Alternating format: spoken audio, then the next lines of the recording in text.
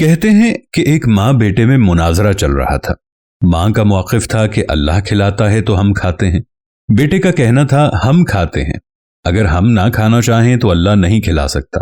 اس مناظرے کے دوران ماں نے بیٹے کے آگے کھانا رکھ دیا تو بیٹے نے کہا چلیں میں یہ آج رات والا کھانا نہیں کھا رہا، اللہ کھلا کر دکھا دے۔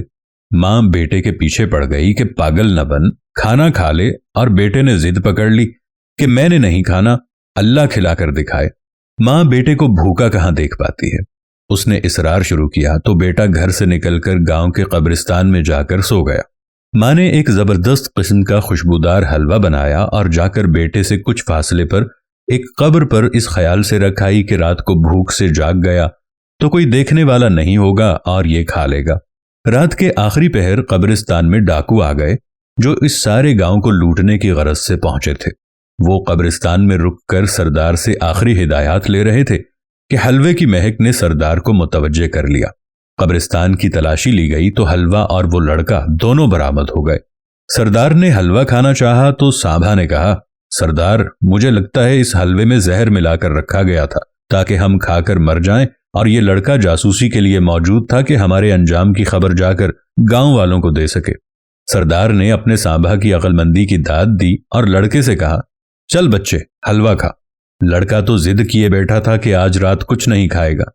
اس نے سختی سے انکار کیا تو سردار کا شک یقین میں بدل گیا اور اس نے بندوق تان لی۔ لڑکے نے سر پر منڈلاتی موت دیکھی تو پوری پلیٹ چٹ کر گیا۔ ڈاکو کچھ دیر تک اس کے مرنے کا انتظار کرتے رہے لیکن وہ نہ مرا۔ ایک بار پھر اسی سانبا نے گتھی سلجھائی اور کہا سردار سلو پوائزن لگتا ہے۔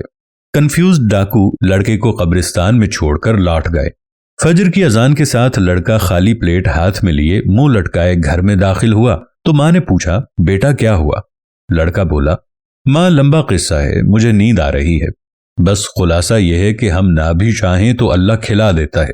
سبحان اللہ، اور تم چاہ بھی نہیں سکتے اگر اللہ نہ چاہے۔ اس کہانی کے بعد بھی آپ کو یہ بات سمجھ نہیں آتی تو پھر آپ اپنے دماغ کا علاج کرائیں کہ اس دنیا کا کوئی ایک پتا، اس دنیا کا کوئی ایک ذرہ اس ذات باری تعالیٰ کے حکم کے بغیر نہ ادھر سے ادھر ہل سکتا ہے اور نہ ادھر سے ادھر ہو سکتا ہے، اور اس ذات باری تعالیٰ کا حکم ہوگا تو پہاڑ کے پہاڑ بھی ریزہ ریزہ ہو جائیں گے اور سمندروں میں بھی طوفان آ جائے گا۔ اللہ سے دعا ہے کہ ہمیں ہمیشہ اپنا عاجز بندہ بنا کر رکھنا۔ میرے اللہ تیرے ہی ہاتھ میں سب کچھ ہے، ہم تو گناہگار لوگ ہیں میرے اللہ، اگر تو کھلانا چاہے تو تو کھلا دیتا ہے، اور اگر تو بھوک مارنا چاہے تو تو بھوکا مار دیتا ہے۔ میرے اللہ تیرے بغیر ہم سب بے بس ہیں، ہمارے حال پر رحم فرما، ہمارے حال پر کرم فرما، آمین ثم آمین۔